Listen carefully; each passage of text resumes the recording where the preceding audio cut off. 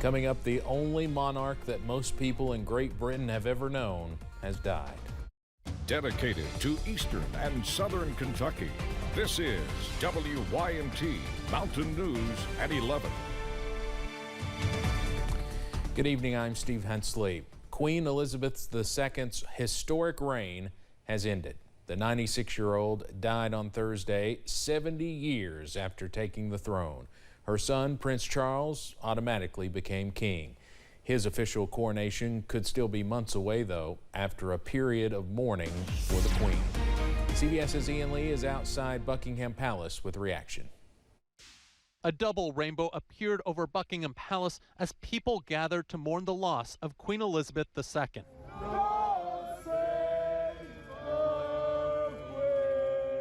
The crowd sang the British national anthem, many remembering their 96-year-old monarch.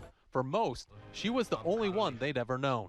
I thought she was fantastic, a role model for everybody, and never put a foot wrong, did she? It's one of them things you never believe is going to happen. It's quite upsetting, really. You know, start feeling in your stomach, you don't really know what to say. Buckingham Palace said in a statement that the Queen died peacefully at Balmoral, her summer castle in Scotland. She was surrounded by family, including her son, now King Charles III. How is her family coming together? 73-year-old King Charles is more outspoken than his mother and has spent years championing the fight against climate change. People magazine's editor-in-chief Wendy Noggle says the monarchy may begin to look different. Everyone in the royal family was preparing for this because they had been taking on more of the Queen's royal duties. Now they're really going to be putting their own stamp on it. The Queen's final public appearance came on Tuesday when she appointed Britain's new Prime Minister, Liz Truss. Queen Elizabeth II was the rock on which modern Britain was built. The Queen is expected to remain in Scotland over the weekend before being flown to London, where the public can pay respects. Ian Lee, CBS News, London. King Charles III is returning to London on Friday to make his first televised address. Today, Kentucky Senator Mitch McConnell recognized Queen Elizabeth II.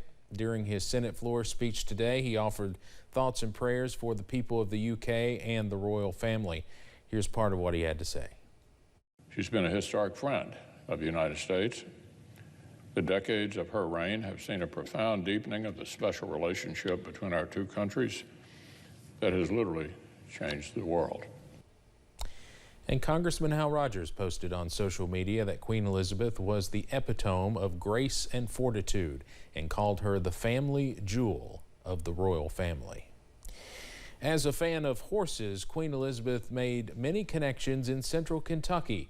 Grayson Passmore spoke to a well-known trainer tonight. He says their shared love of racing brought them together several times.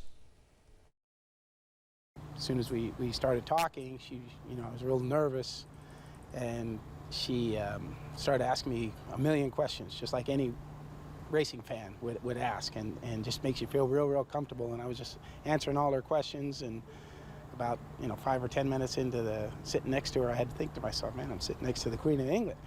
Decorated horse trainer Wesley Ward watched his colt No Nay Never win in the Norfolk Stakes at Royal Ascot in 2013. Immediately after we took the winner's circle picture, they asked that the Queen would request my presence. Ward must have impressed Queen Elizabeth with his knowledge of the sport, as he was asked back the following race. Again, seated right next to the Queen. Guy came with white gloves. He put the gloves on, and he picked the trophy up, and he went to take it down, and we're still sitting there talking. I noticed her eyes were kind of drifting off, and I knew she had a horse in the race. So I reached down. I thought her horse had a chance. I reached down, I touched her knee. I said, "Don't you worry." I said, "That trophy's going to come right back here." I said, "Coming right back to you." She said, "Really, you think so?" I said, "Yeah." Well, she ended up winning the race. But what I didn't know is you're not supposed to touch the Queen. And I looked back behind me, and everybody's kind of got their jaw open. I didn't know that till afterwards. But a mutual love of horses that eventually brought the Queen and Ward together several times. And she knew everything about racing, and she was just a great lady to go over there. It's going to be a great loss for racing. As Grayson Passmore reporting, the Queen even presented Ward with a trophy after one of his Royal Ascot wins. He says she took the time to meet and get to know his kids as well. The Queen made multiple trips to the Bluegrass, flying into Bluegrass Airport 3 times in the 1980s and once again in 2007.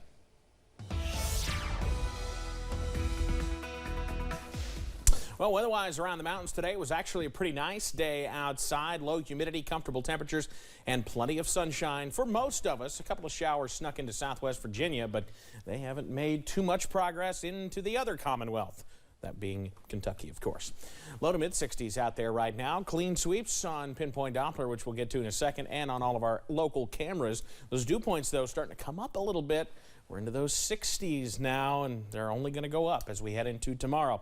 Clean sweep on Pinpoint Doppler, putting it into motion. You see what showers we had have faded across parts of Dickinson County, so we're in good shape. Mid-60s out there now, still have room to fall with those dew points in the low 60s. We're down into the low 60s tonight. Clouds passing through the area and fog patchy in some spots. I'll have the latest, though, on when we could see a return to some rainfall and if any could be on the heavy side. That's coming up in a few minutes. Steve? All right, Evan, thank you. Well, the weather was great for the first night of the Moonshine Music and Makers Festival. WYMT's Buddy Forbes has more from Pikeville, where attendees say the vibes and the venue do not disappoint.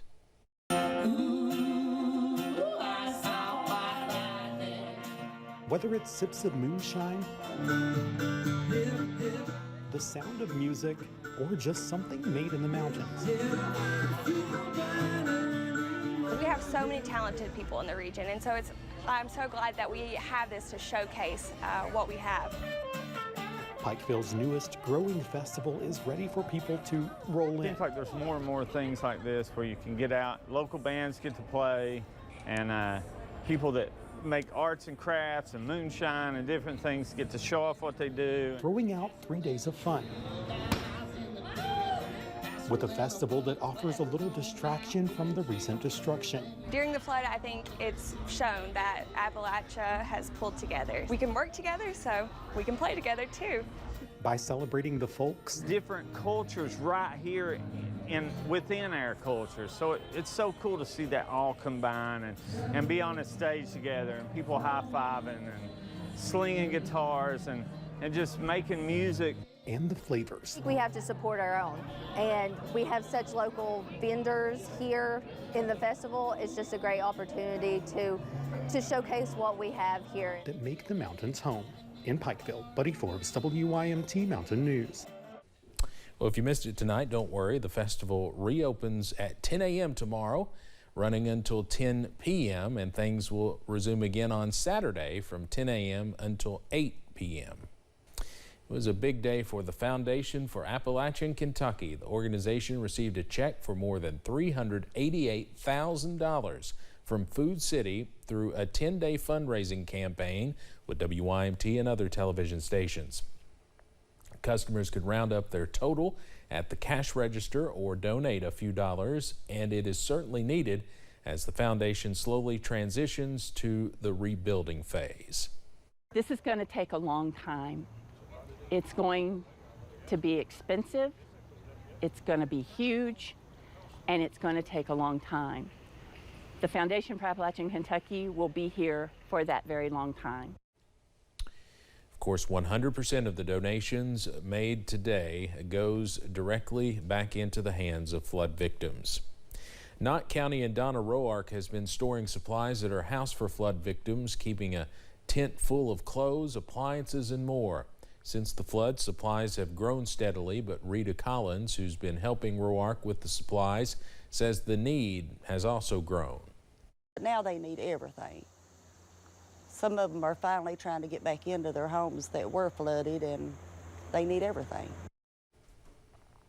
Roark and Collins say they need more storage to be able to keep all the donations safe. The woman who confessed to police in Jackson County to a murder was in court today. Karen Clemens is charged in the death of Mary King Abrams. Troopers in Jackson County say Clemens stole items out of Abrams' home back in July. Clemens later admitted to stabbing her with a knife. She had a not guilty plea entered for her this morning. She's due back in court next month. A woman is recovering after going over Cumberland Falls. The Whitley County Emergency Manager says a woman taking pictures at the fall was taking pictures at the falls yesterday afternoon. Officials say the woman went past the barricade and tried to take a picture while standing in the river. She dropped her phone and reached down to get it. That's when the rushing current sent her over the edge. It is a 68-foot drop into a body of water about 400 feet deep. If she probably didn't know how to swim, it definitely would have been a different outcome. That's tough, and I mean, there's so much waves and so much current in there that it's tough. I'm glad she's all right. EMS Director Anthony Christie says the woman swam towards first responders, getting out with no apparent injuries and refusing treatment. This afternoon, people snapped selfies just a few feet away from where the woman fell. Officials say it's important to stay safe, and they are reminding everyone to stay behind the gate. The Harlan County 4-H has been hosting fourth graders from around Harlan County for an environmental camp. The event was Tuesday, Wednesday, and today this week, and the kids learned things like the importance of recycling, ways to prevent air pollution, and more. Raymond Cox from 4-H says he looks forward to this event every year. The most interesting thing has been getting to get to see these people come in and see these young kids come in, and they're really excited about learning, you know, and meeting some of these people that do our presenting and learning some things that maybe they're not learning in school. So that's probably the most exciting thing. He said there were around 400 fourth graders from Harlan County there this week. Coming up on Mountain News at 11, police have arrested the person suspected of killing at least 4 people during a shooting spree in Memphis, Tennessee. Anyway, stay dry tonight and tomorrow, but rain chances loom not far away as we head into the weekend. The breakdown coming right up. Food. It's our spice of life. Pepper